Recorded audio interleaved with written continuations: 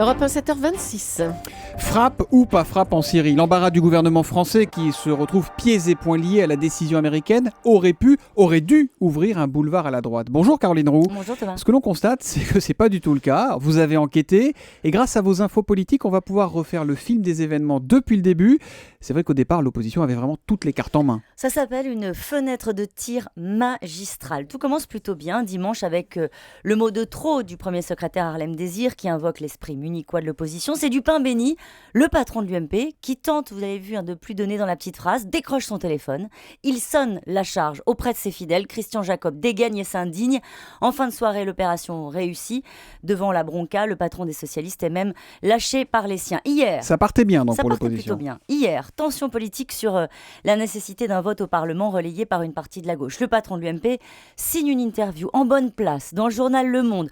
Un exercice haut de gamme pour donner une leçon de chef de guerre à François Hollande.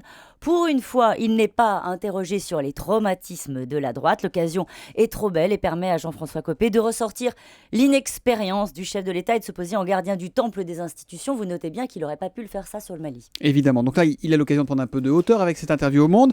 Mais le problème pour Jean-Françoie Copé, c'est que ce n'est pas la droite, Jean-François Copé. Ce n'est pas la droite. En tout cas, ce n'est pas toute la droite. Et le problème, c'est que quand vous l'interrogez sur ces divergences, qu'est-ce qu'il vous dit ? Rien. Il balaie ces divergences, ces différences d'un revers de la main et n'essaie même pas de cacher la poussière sous le tapis. Il le dit lui-même, oui c'est confus et alors je ne pourrai jamais les mettre tous d'accord. La Syrie, occasion, mais occasion manquée car on peut refaire le film avec chacun des ténors de l'UMP. Le film de celui qui a voulu présenter sa position tranchée, équilibrée, en radio, en télé, sur son blog, à la tribune, sur Twitter, mais toujours seul de son côté. Juppé pour un vote, Copé contre un vote. NKM pour, Estrosi contre, Raffarin contre une intervention. Je vous fais un petit peu le film. Sarkozy. C'est l'avantage de pouvoir tous les appeler comme vous le faites, d'avoir toutes les infos. Sarkozy par la voix de Brice Hortefeux pour une intervention et Fillon qui pose ses conditions. Alors, dans un parti normal, ces divergences de lignes seraient vécues comme un traumatisme, mais à l'UMP, non. Ce matin, le comité politique du parti actera donc l'atomisation de l'UMP. Et on parlera de tout ça avec Jean-Pierre Elkabbach tout à l'heure, puisqu'il recevra précisément Christian Jacob, le patron des députés UMP. Caroline, pardon.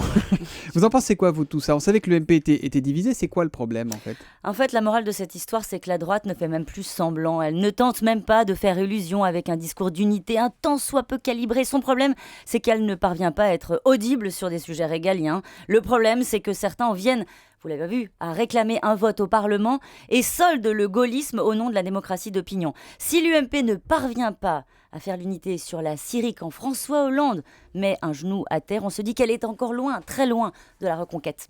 Les infos politiques de Caroline Roux, c'est tous les matins sur Europe 1 à 7h25.